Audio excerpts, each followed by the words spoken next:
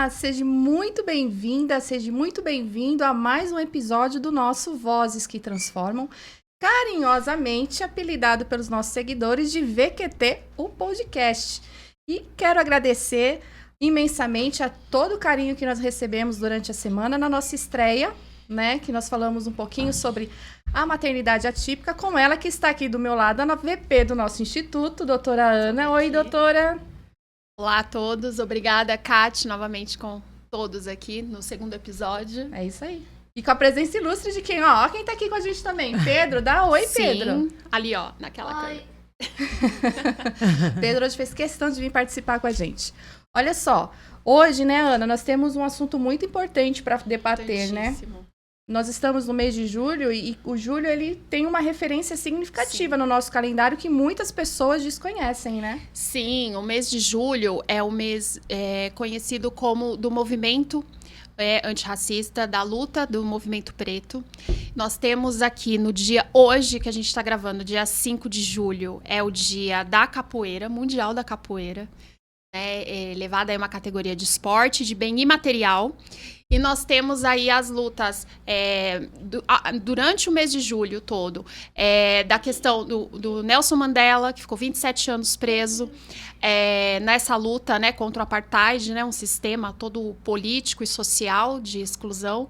E nós temos também no dia 25 de julho, o Dia da Mulher Preta Caribenha, que é uma data importante que fala da luta da mulher negra, da mulher preta, né, da população negra, né, que são pretos e pardos, na América Latina. Então, a gente falar da luta, dessa questão social tão relevante, não só no Brasil, mas lembrando que toda a América foi, né, colonizada, invadida, né, saqueada e a gente fala, né, a diáspora compulsória, né, porque ninguém deu passaporte para a população preta atravessar o oceano, né, a gente foi compelido a fazer essa travessia.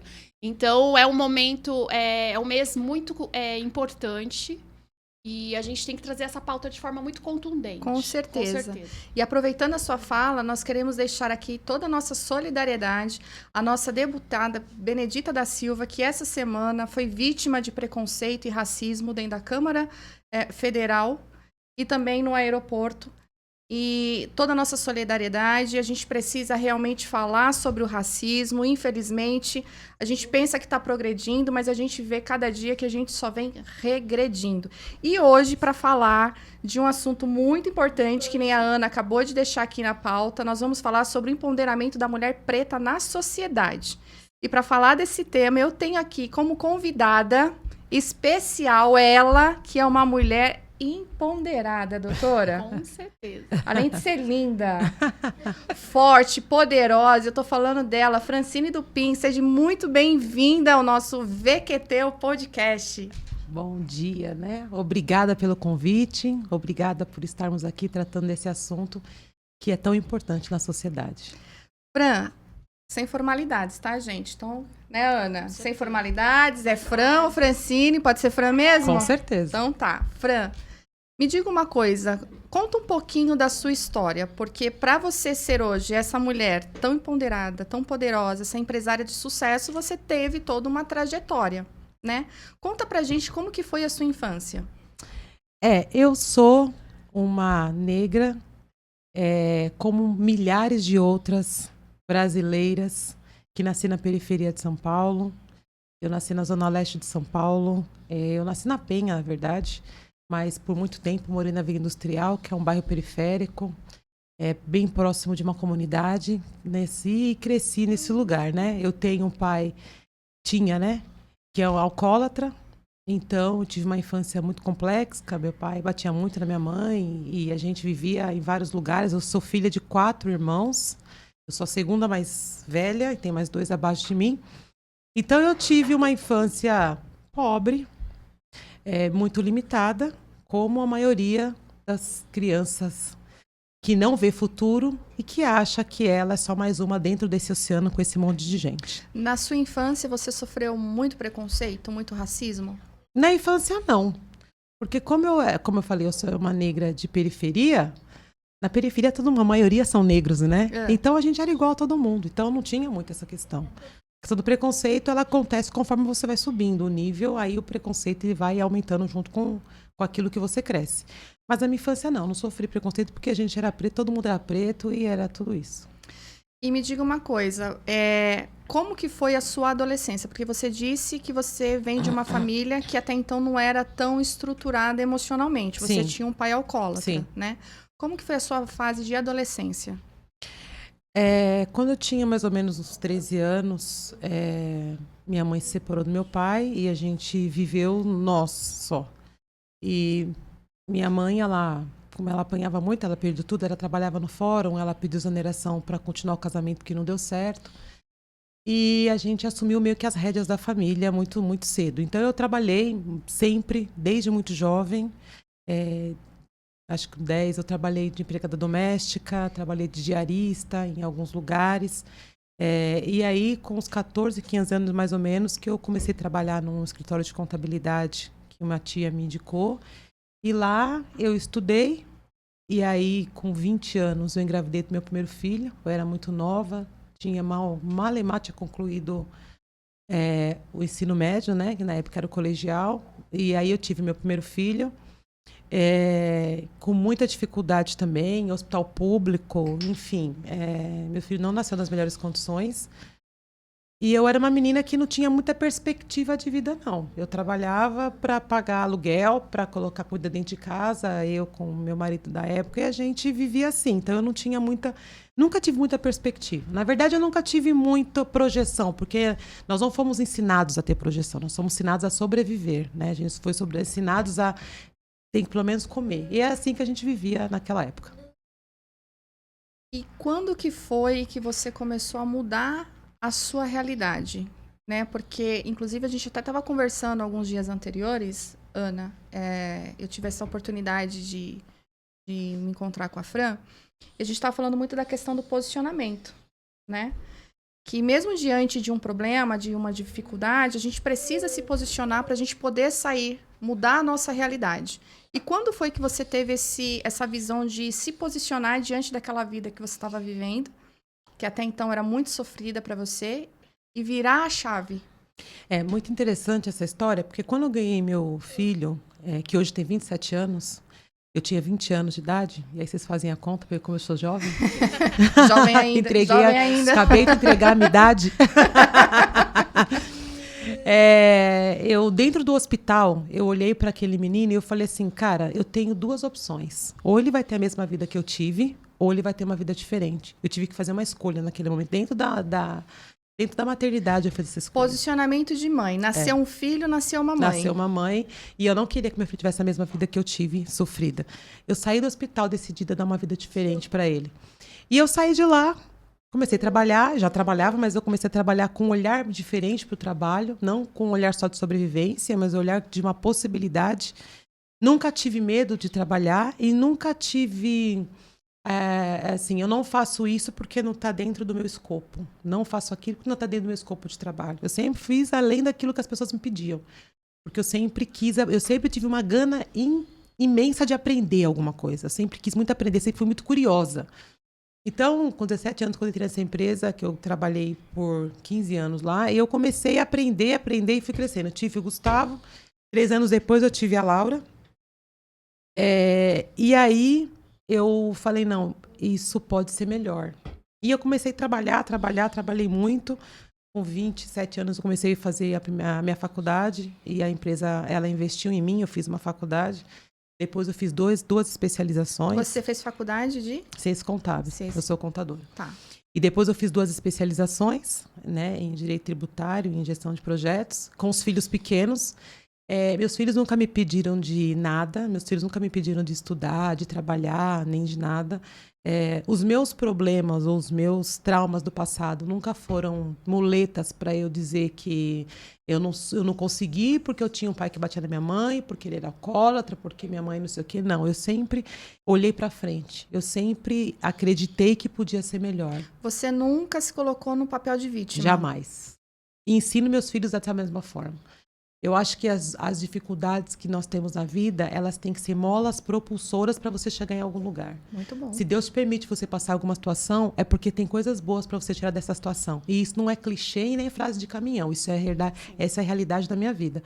Tudo que acontece de ruim, eu sempre tento procurar alguma coisa boa. Tive meus 2 filhos, estudei, fiz faculdade, fui convidada para trabalhar numa empresa gigante alguns anos depois, que é a TOTOS, que é uma empresa de tecnologia, e eu trabalhei lá por 10 anos. Eu saí de lá como diretora de serviços. No universo extremamente masculino. Sempre.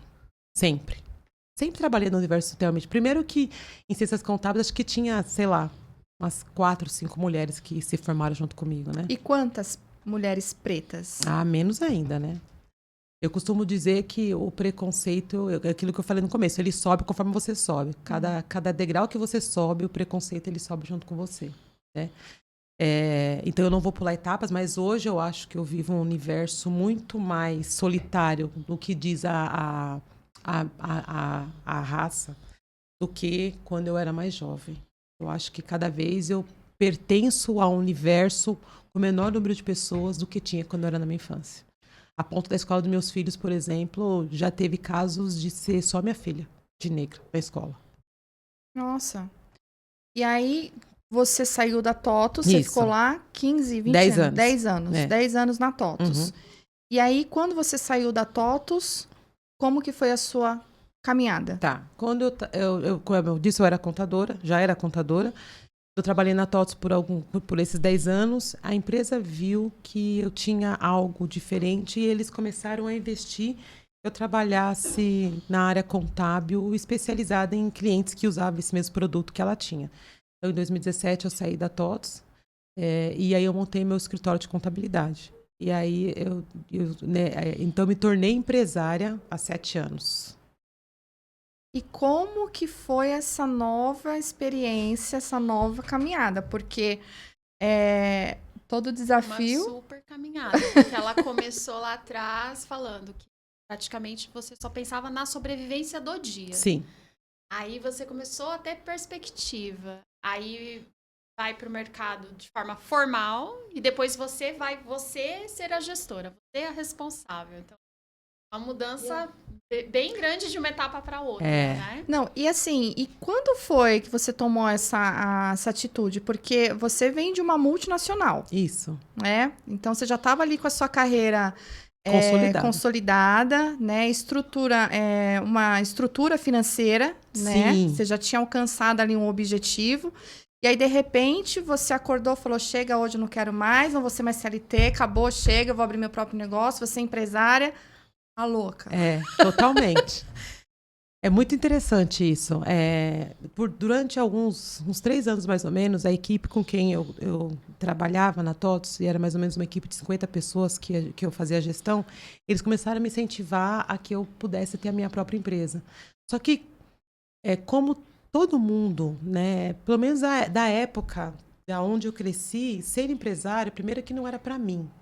E segundo, que dá medo, né? Como eu tinha uma vida muito bem estruturada. Mas né? quando você fala não era pra mim, pelo fato de você ser mulher ou pelo fato de você ser preta? Dos dois, né? Ser mulher e ser preta sempre foram 2 desafios. Então, eu sempre tive na minha cabeça que eu tinha que ser 2 vezes melhor que as outras pessoas. E quando você chega em algum lugar, quando você chega numa reunião... Primeiro chega a tua cor, primeiro chega a sua etnia, para depois chegar e você chega como mulher.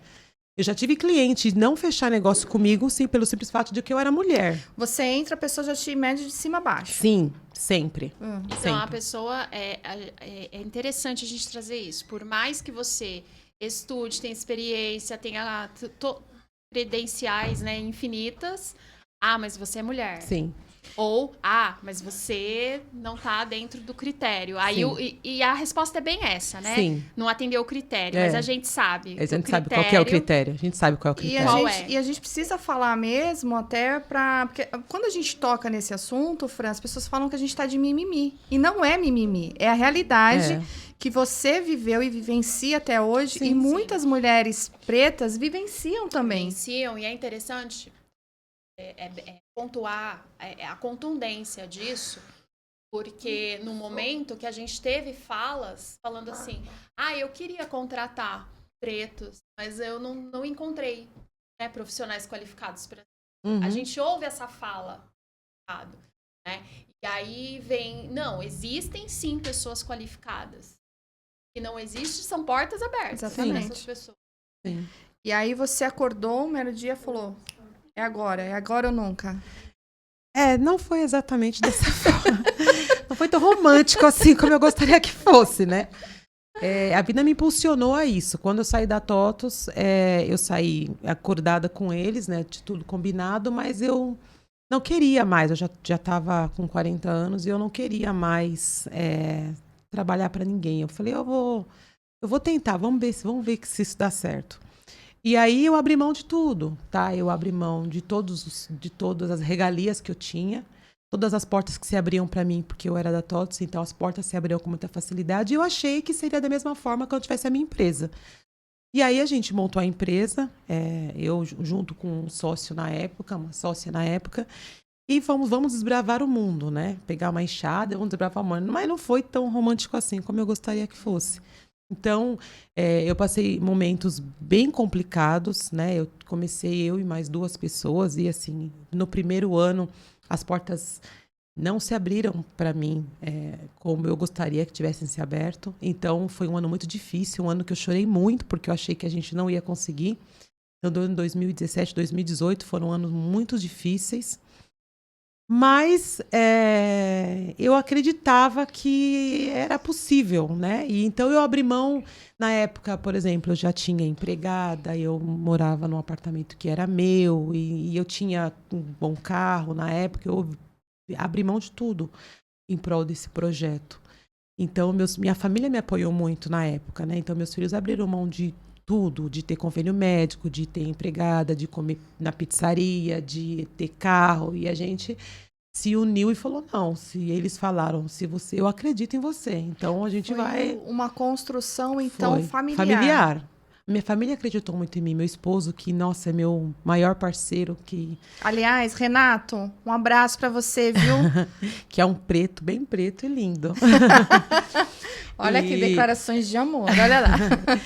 E ele me apoia, ele é meu maior parceiro, né? Então, acho que se eu não tivesse eles, meus filhos também, que sempre acreditaram em mim, não teria dado certo. E a gente foi acreditando. E o tempo foi passando, e aí veio a pandemia. Como para todo mundo, foi muito difícil. Não fui a única, por isso que eu falo que eu não sou vítima, porque eu não fui a única, mas eu quebrei. A minha empresa quebrou na época da pandemia. E aí eu olhei para o meu projeto, mas eu nunca achei que era o fim. Eu nunca achei que não ia dar certo. Mesmo quebrada. Então a gente pode dizer que você chegou no fundo do poço. Cheguei. E mesmo assim você seguiu acreditando no seu sonho, no seu projeto. Sim. Você permaneceu na fé. Meu maior combustível é a fé. Eu não posso não dizer isso aqui. Meu maior combustível, que me move, além da minha família, é a fé que eu tenho. Que Deus está no controle e que as coisas vão dar certo. Então eu quebrei, perdi tudo. Perdi um apartamento que eu tinha, eu era vizinha dela. Minha vizinha, gente. Uma vizinha excepcional. Nunca mais tive vizinha igual ela, Ana. Nunca mais. Faz mesmo, porque a gente trocava até copo de açúcar e ovo quando a gente estava fazendo bolo, que caso não tinha ovo. É isso mesmo. Então, eu perdi meu apartamento, perdi carro, perdi absolutamente tudo que eu tinha na pandemia investindo, mas não deu certo, mas eu não desacreditei. 2021, eu recomecei, né? Aí eu entrei no novo projeto, também história de contabilidade, só que aí eu comprei, apareceu uma oportunidade de Deus para eu adquirir um outro escritório de contabilidade que estava bem com vários problemas, também bem meio quebrado. E durante esses 3 anos nós temos construído algo que tem dado muito certo, né? Então, de uma empresa quebrada, como eu quebrei, eu literalmente quebrei mesmo, depois a gente começou a reconstruir algo novo. E aí, nesse projeto, a minha filha hoje trabalha comigo e ela é formada, né? Uma preta linda, formada, fazendo terminando a pós-graduação dela. Meu outro filho também já é formado, trabalha com desenvolvimento. E nós estamos aí, graças a Deus, tem dado muito certo e Deus tem ajudado. Nós temos crescido a passos muito largos. Eu acho que isso é fruto de resiliência, isso é fruto de fé. Tenho funcionários de todas as etnias, mas tenho funcionários negros, sim, formados, pós-graduados, extremamente competentes, que trabalham comigo. E eu acho que hoje o maior bem que eu tenho na minha empresa são as pessoas. Você disse que quando você quebrou, você teve que reconstruir. E quando você começou a reconstruir esse seu sonho, era só você e a Laura, sua filha, certo? E tinha mais 2 pessoas trabalhando comigo. Mais 2 pessoas. Uhum. Hoje, você dá oportunidade para quantos colaboradores dentro da sua empresa? 19. Fala. Excelente notícia.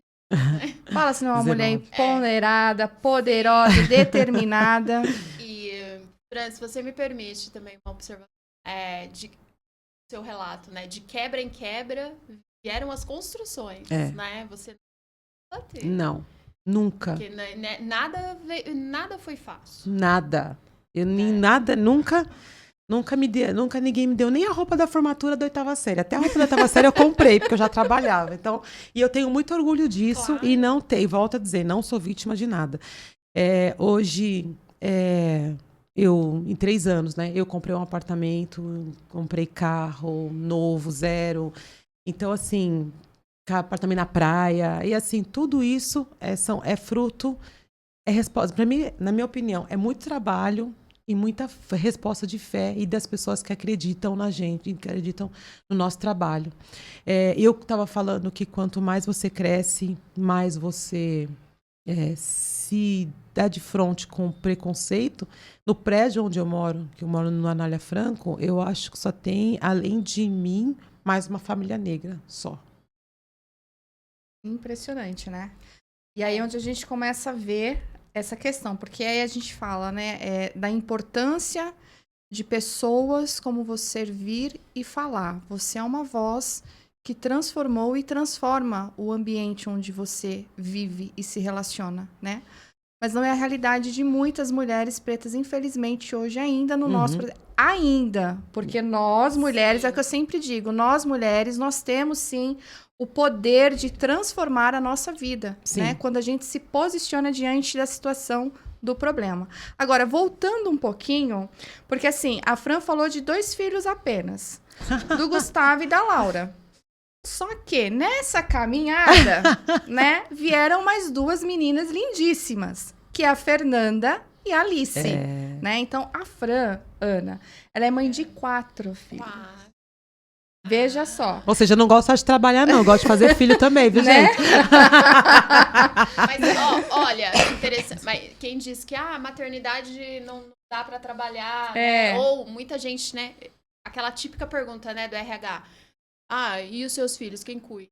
E se ele faltar? E se ele ficar doente, que você vai faltar? Quem vai cuidar, né? Exatamente. Muitas coisas que impedem, às vezes, a mulher sequer de ser admitida. Sim. Vem uma história sua, nossa, aconteceu tudo isso e você tem 4 filhos. 4 filhos. Então, é falta de boa vontade, né? No mercado, com de certeza. entender e acolher essa mulher, né? E é importante ressaltar que nós, mulheres, não somos fracas, não. Esse negócio de sexo frágil, não. Sai pra lá. Pelo contrário. Sexo forte. Nós somos muito fortes. Eu costumo dizer, Fran, que eu não uso muito a expressão guerreira, porque a gente não quer guerra com ninguém. Exatamente. Mas nós somos fortes, nós somos capazes, né? Nós somos empoderadas e a gente dá conta de tudo. Sim. E foi o seu caso, né?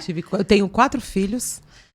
Eu tenho uma filha de 27 anos, uma de 24, uma de 12, 27 anos o Gustavo já tem, gente.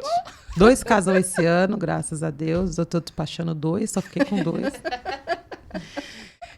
Eu tenho 4 filhos. Durante toda a minha trajetória profissional, eu fui mãe, gestei, botei no mundo, cuidei e cuido até hoje. Os frutos dos meus filhos, assim, respondem para muita mãe que não é possível sim. Eu estudei, eu fiz faculdade, fiz minhas especializações, todas tendo meus filhos. Só a Alice que ainda não, porque ela tem 2 anos, gente. Eu tenho uma filha de 2 anos. Corajosa. Pensa. Agora eu vou falar corajosa. Olha só, depois de tudo isso, depois de tantos anos, porque a diferença de idade do mais velho para Alice... 24 anos. É muita coragem, gente. Fala sério. A minha tá com 18, sempre me cobrou um irmãozinho. Não tenho coragem, não. Eu já falei pra Fran, não tem essa coragem, não. Ainda. Olha, é muito interessante. Eu tive a Alice no meio desse movimento todo que eu falei que a gente quebrou na pandemia e tudo mais. Eu perdi minha mãe em 2021, na pandemia de Covid. E eu fiquei grávida da Alice. Eu descobri que estava grávida da Alice no mesmo dia que descobri que minha mãe tinha morrido. Então, foi um episódio bem difícil para mim. Eu demorei para aceitar minha gestação bastante tempo, porque eu já tinha 45 anos. E eu gosto de falar isso porque eu quero que as mulheres acreditem que é possível. Não fiz nenhum tratamento, na verdade ela veio no susto, mas veio. E é uma menina saudável, é uma menina linda. E é o meu presente, porque é muito bom ter uma filha depois de tanto tempo, que você é quase uma avó. Muito mimada. E não deixei de trabalhar, não deixei de produzir em nenhuma das minhas gestações. Os meus 3 primeiros filhos, eu tive eles, eu era funcionária de empresas, né? E cumpri minha licença maternidade, voltei a trabalhar e colocou na escola. A Alice foi a única que ficou com o babá. E nunca tive problema. Eu hoje dou voz a 19 pessoas, como eu falei. São 4 homens apenas. Os restos são todas mulheres. Uhul! As mulheres aí, ó. Mulher empoderando mulher. Isso é muito importante, Fran. Não desmerecendo os homens, pelo amor de Deus. Sim. É porque não é... Eu não coloco essa ressalva no recrutamento, viu, gente? É porque realmente acontece. É uma coisa natural. É óbvio que no meio de tantas mulheres, você tem mães. Eu tenho mães que trabalham comigo também. Mães de filho pequeno também. E tá tudo certo. E acontece ter febre dos filhos. Acontece dos filhos ter dor de barriga. E acontece também dos filhos ter reunião de pais no meio do dia. E as mães vão e voltam e tá tudo bem. Não tem nenhum problema com isso. Ô, Fran, agora voltando um pouquinho, né? Você falou que a sua filha chegou em determinado momento da sua filha ser a única criança preta dentro do colégio. Sim. Né? Como que você sempre educou e orientou as suas filhas? Porque, afinal de contas, você tem um menino e 3 meninas, né? Como que foi esse processo de educação, de orientação e de blindar as suas filhas, né? Os seus filhos nesse mundo tão preconceituoso que nós vivemos? Eu acho legal, bacana falar sobre isso, porque eu tenho filhos e filhos, os antigos diziam, e é verdade. Você tem vários filhos, cada filho é um diferente do outro, como o dedo das mãos. Eu tenho a minha filha, a Laura, por exemplo, ela é muito empoderada. Então, ela é demais. Ela não tem problema nenhum com ela. Então, ela assim, se ela tá, ela fez ensino médio no colégio no Tatuapé, muito elitizado, e só tinha ela de negra no ensino médio. Em alguns momentos só tinha ela. Mas ela nunca teve problema com isso. Ela já foi vetada de entrar na escola de trança, porque não podia entrar de trança. É preconceito puro, isso já aconteceu. Mas ela é muito resolvida. Então, nunca tive problema de fazer mal à imagem dela. A identidade dela sempre foi muito tratada. Agora, eu tenho uma outra filha que tem 12 anos agora e que também estudou num colégio na Moca, extremamente elitizado. Porque, graças a Deus, eu tenho condições de proporcionar isso para meus filhos. E que, na verdade, eu estou falando isso porque já foi problema para mim. Já tive situações, como o caso da Fernanda, de não colocar no determinado colégio, podendo pagar, porque ela não se sentiria bem naquele lugar. Ou seja, eu poderia, mas não era o lugar adequado para ela. Na verdade, eu acho isso um pouco o fim. Mas ela se sentiu mal nesse colégio e ela teve que fazer tratamento. Ela faz terapia ainda, até hoje, porque ela tem o tal do racismo inverso. Porque ela se sente inadequada quando ela fala que tem um apartamento na praia, porque ela é preta, então ela não pode ter acesso a todas as coisas. Então, que absurdo. Então, isso acontece, isso é real. Ela sente a limitação que a sociedade impõe, ela internalizou. Isso. Ela internalizou, então ela faz terapia por conta disso, é muito engraçado. A minha outra filha não, mas ela tem o problema de não se sentir apta a ter acesso a algumas coisas por conta disso. Então, hoje ela estuda no colégio também particular, mas de maior acesso. Aí eu tenho uma pequena agora que tem 2 anos e que a gente quer proporcionar para ela acesso à melhor educação, porque eu sou mais velha e eu falo que a única herança que eu vou deixar para mais nova é a educação, porque com daqui 20 anos eu vou estar com 70, não vou estar podendo fazer muita coisa por ela, não. Então, e aí muitas vezes a gente esbarra nisso. Mas será que ela vai se sentir bem nesse lugar? Será que a gente pode colocar nesse lugar? Será que ela vai se sentir adequada nesse lugar? Então, eu costumo dizer, e é muito real isso, gente. Vocês acham que você sobe em preconceito? Eu vou te dizer que quanto mais você sobe o degrau, mais o preconceito é latente. De, por exemplo, meu esposo já separado no trânsito e pedirem documento do carro pelo simples fato dele estar num carro novo e um carro bom. E porque ele é preto, não poderia estar lá dentro. Se ele estivesse num carro popular, Tudo ele bem. não ia separado. Não. Uhum. Agora, como ele tá num carro valor X, pertence a determinada classe social, Isso.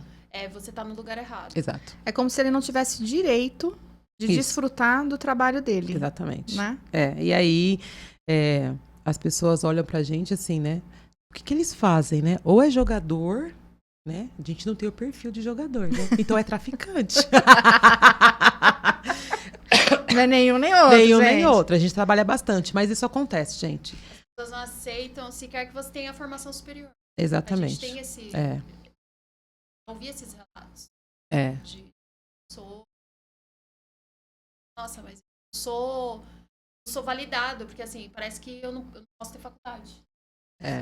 E aí a gente vê, porque assim, né, tem uma determinada rede de televisão que ela vem dando muita oportunidade, né, para atores, atrizes, né, pretos, negros, para cantores. E aí as pessoas começam com mimimi. Nossa, mas por que essa emissora de TV demitiu todos os bons artistas, né?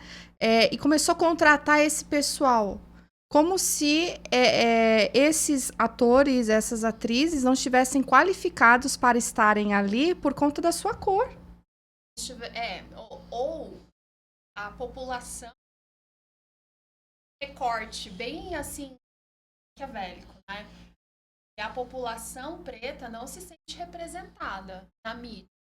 Quando a mídia começa a prestar atenção nisso, ainda que tem várias coisas também pra gente criticar, mas Sim. assim, aí vem a revolta, né, da classe dominante, né, da ideologia dominante, que assim, mas vai começar. Então, você não pode. Ou seja, você fica calado, né, Silenciado o tempo todo. E fica na sua. Aonde que é na sua? Aí a gente cai naquilo que a sua filha sofre isso.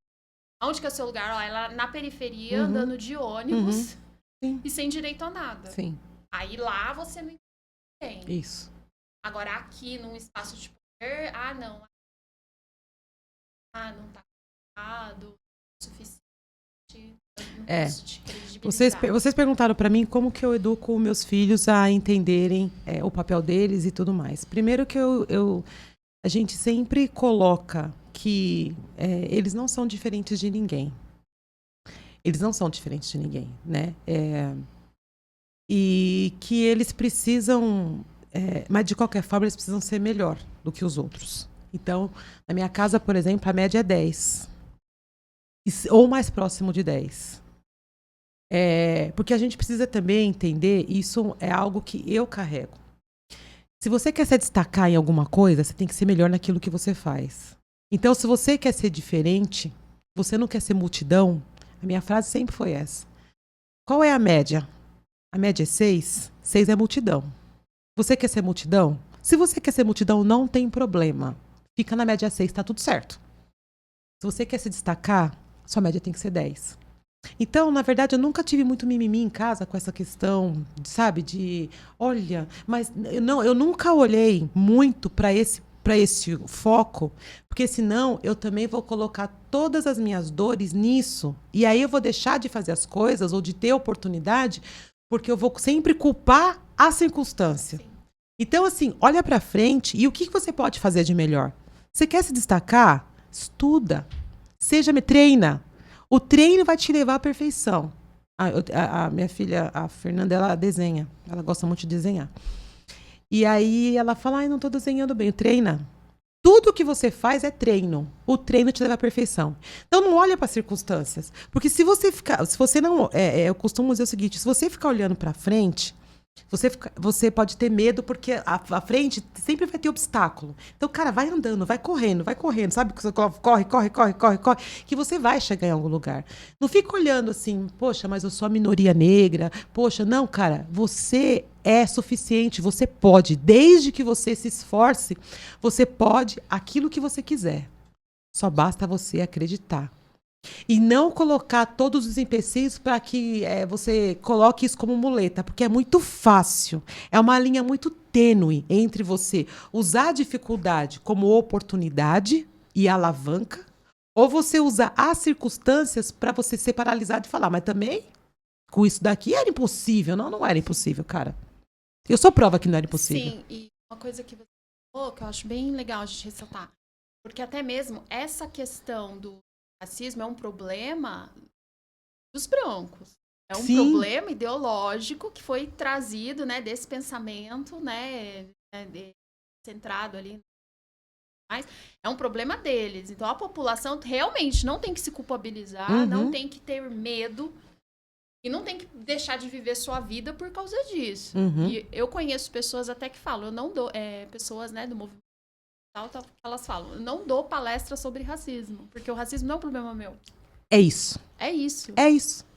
Eu dou palestras sobre outras questões.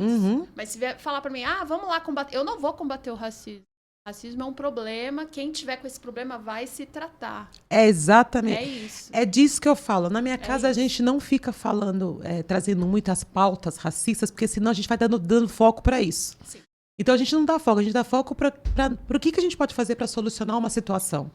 Você quer estudar onde? Cara, não interessa. Se você sabe, se a gente já sabe que não vai ter o público, eu não vou deixar de viver por isso.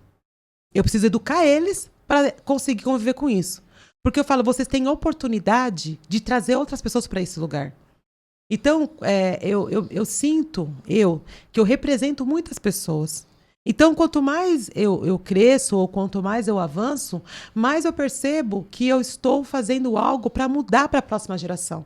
Então, eu estou abrindo oportunidade, ou pegando meu machado e abrindo lá, para que outras pessoas venham fazer melhor do que eu. Porque se eu não tive oportunidade e eu cheguei até aqui, então outras pessoas que virão, irão muito mais longe do que eu. Então, na verdade, não olha para o problema. Olha para a circunstância, olha para aquilo, a oportunidade que você tem de fazer algo diferente. E é isso que eu passo para meus filhos. Vocês vão ser minoria? A gente já sabe, tá tudo certo. Então, faça o melhor com a oportunidade que você tem. Porque muitos negros querem estar no lugar de vocês. Muitos. Então, faça por eles. Pensa neles e faz por eles. E a gente precisa acabar com esse racismo estrutural, né? Que muitas das vezes ele é até velado. Sim. Né? E o racismo é uma doença. Né? Uma doença que vem de anos e anos e anos, né? De séculos de dominação. E quando a gente acha que a gente está progredindo, aí a gente vê que a gente está regredindo. E isso é muito triste. A Fran é uma mulher que, assim como o nosso instituto, dá voz a mulheres. Então, ela vem transformando a vida de mulheres. Ela ensina as filhas. A Laura já está com 24. E também parece muito com a Fran. Né, Fran? Tem as mesmas características da Fran, é uma menina de posicionamento, uma menina empoderada, que muda também a realidade dos jovens que estão ali, próximos a ela, e ela tem ensinado, então, a Fernanda e a pequena Alice também, e o Gustavo, que é um menino também muito empoderado. Agora, Fran, me diga uma coisa, e aí eu quero que você olhe para aquela câmera ali e fale com as mulheres pretas que hoje estão em casa nos assistindo. E elas estão se identificando com a sua história lá atrás, no passado, de dificuldade, né? E muitas mulheres não conseguem, têm o sonho de serem empreendedoras, mas não conseguem ser. Por medo, né? Por preconceito, por não ter um marido que apoie, por não ter uma família que esteja ali dando uma estrutura, e por elas não terem essa liberdade intelectual. Eu queria que você desse uma mensagem para essas mulheres. Aproveita agora aqui que você está no Vozes que Transforma e que a sua voz seja agente de transformação nesse momento. Amém. Eu quero falar para dois públicos.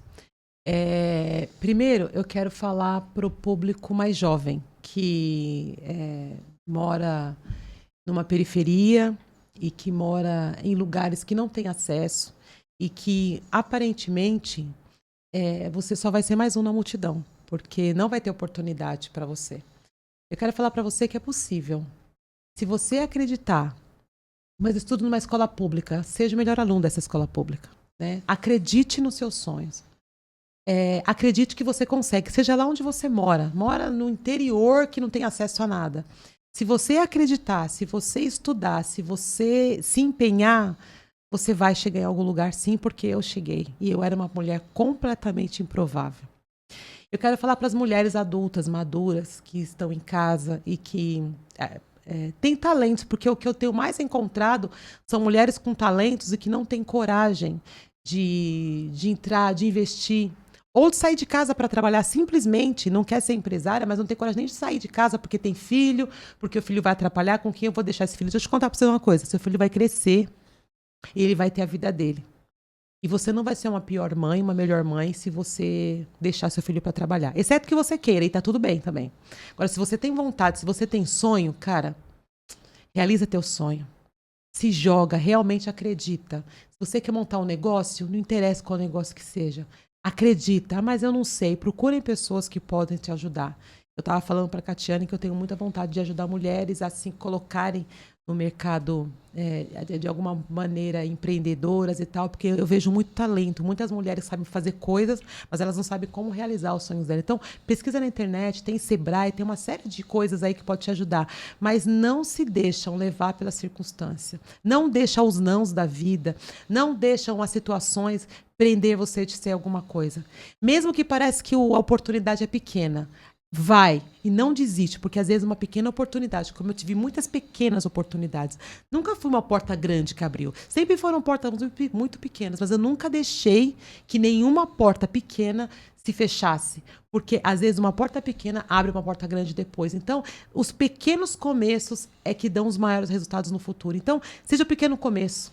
Começa do pequeno, mas não desiste, porque quando você persistir, e vai dar errado, tá? Mas não desiste, porque tem que dar errado para dar certo. Então, retroceda para que você depois possa avançar, mas nunca desiste do seu sonho e não deixa ninguém falar que você não consegue, porque você consegue sim. Uau! Essa é a Fran do PIN, como dizia meu pai, Fran, quem quer consegue. Quem quer consegue. Você quis, conseguiu. E que Deus te abençoe cada vez mais nessa Amém. Caminhada, que você seja aí agente de transformação. E eu já quero deixar aqui em primeira mão que nós teremos, então, um grande evento. Olha só, primeiríssima mão, hein? Tá todo mundo me olhando aqui, tipo, e aí agora, Kátia, que evento?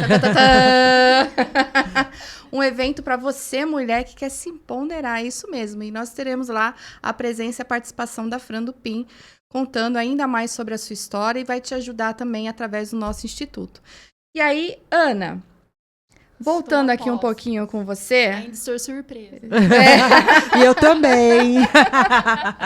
A Ana, essa semana, ela foi amada por muitas mães e odiada por muitos pais. Né, Ana? Sim, com certeza. É a vida. É a vida. E é só o começo também, porque a gente vai ser odiado bastante. Sim. Aí, vai vir muitos haters. Ana, fala um pouquinho como que o Instituto Vozes que Transformam pode ajudar essas mulheres pretas que elas são vítimas de algum preconceito, de alguma violência. Fala um pouquinho pra gente. Vozes que Transformam, nós temos aí à frente, que é a educação. Acho muito interessante. Então, se você faz parte de algum coletivo, se você faz parte de algum bairro, associação, você quer que a gente, de repente, os ampare com alguma palestra, a gente leva lá a Fran também. Com certeza. Já coloca Tá contratada agora. Mas a gente tem essa frente, existe essa possibilidade. E a segunda possibilidade é nos procurar, porque a gente sabe que existe, infelizmente, instituições que fecham as portas, Sim. que complicam a vida, né, das pessoas. E às vezes as pessoas têm medo, né, de se expor e de justamente no momento que ela tá certa de às vezes fazer uma determinada reclamação, mas porque ela reclama de, digamos, o acesso para um determinado curso, depois outro curso ela não consegue Exatamente. Né? Porque a gente sabe como funciona. Aí você sozinho se vê sem mecanismos para levar a sua demanda. Procura vozes que transformam. Então, aí nós vamos assumir a sua demanda. Então, tá tendo problema para determinado acesso a um curso. Ou, de repente, uma feira de exposição que teve algum incidente, ou um guichê de passagem aérea, né, que é como a gente teve. Porque o que esses episódios da mídia deixam a gente assim estarrecido? Se uma deputada federal está lá há tantos anos, tão respeitada, com uma luta tão digna, e ela né, descredibilizada, desmoralizada, com tanta facilidade, o que não acontece com as pessoas anônimas? A gente não faz ideia. Então, para essas pessoas, a gente deixa os nossos contatos, né? Para que vocês nos procurem, tragam, porque a gente quer verificar essas demandas, a gente quer verificar o que a gente pode fazer. Porque o que a gente deve fazer, não o que a gente pode. O que a gente deve, porque o racismo é crime, alguma difamação ou alguma assédio questão, moral, né? Tudo que violência. Envolve violência, tudo que envolve essas questões são crimes, né? E devem ser devidamente apurados. Então, nos procure, porque a nossa função não é só a questão... A gente tem esse viés, né, da questão da educação, das palestras, mas a gente quer ter também essa questão jurídica, esse apoio para as pessoas. Sim. Porque é como eu falei, né? Se uma deputada passa por isso... Infelizmente, lamentavelmente, o que uma mãe, né, lá na periferia não passa, uma jovem adolescente, um jovem adolescente, a gente sabe que não é fácil, né? Então, a gente está aqui para justamente estar nessa linha aí de trabalho. Então, acessem as nossas redes sociais, @Instituto Vozes que Transformam. E se você tem algum relato, você tem alguma dúvida, alguma pergunta, ou se você precisa de ajuda, entre em contato no e-mail contato@vozesquetransformam.com.br. É isso, gente? É isso, produção? Não é isso. Estão me dizendo que é isso. A minha produtora tá ali. Não é isso. Você passou o site. Então vamos lá, gente. É www.institutovozesquetransformam.com.br. Mande o seu relato, a sua pergunta. Lá tem uma aba isso. Pra você entrar em contato. Exatamente. Isso. Aí o e-mail é contato@vozesquetransforma.com.br. Certo? Acertei, produção? Acertei! A gente tá evoluindo. Bom, nós estamos chegando na reta final do nosso podcast. Eu agradeço imensamente a presença da nossa querida Fran, minha amiga de tantos anos. Verdade. Essa mulher de fé que eu admiro muito, que tem um grande significado na minha vida, mas serão histórias futuras, Exatamente. Né, Fran? A gente tem uma história aí muito bonita de fé. E eu falo para Fran que se hoje eu tô aqui de pé é porque eu sou fruto das orações dela. Fran, minha gratidão eterna para você. Eu vou emocionar, então vou parar. Já vou me despedir antes que a gente comece chororô. Você sabe da importância que você tem na minha vida, da sua família. A minha família ama a sua família. A minha também. Muito obrigada. Que Deus continue te abençoando Amém. Grandemente. Amém. Sempre. E o Instituto está aberto, de braços abertos te esperando para essa caminhada, para essa jornada, para empoderar e ajudar tantas mulheres que precisam serem ouvidas, serem abraçadas, serem acolhidas, e que a sua história seja sempre agente de transformação na vida de tantas mulheres. Eu agradeço a oportunidade de estar aqui. Realmente a gente tem uma história linda de alguns anos.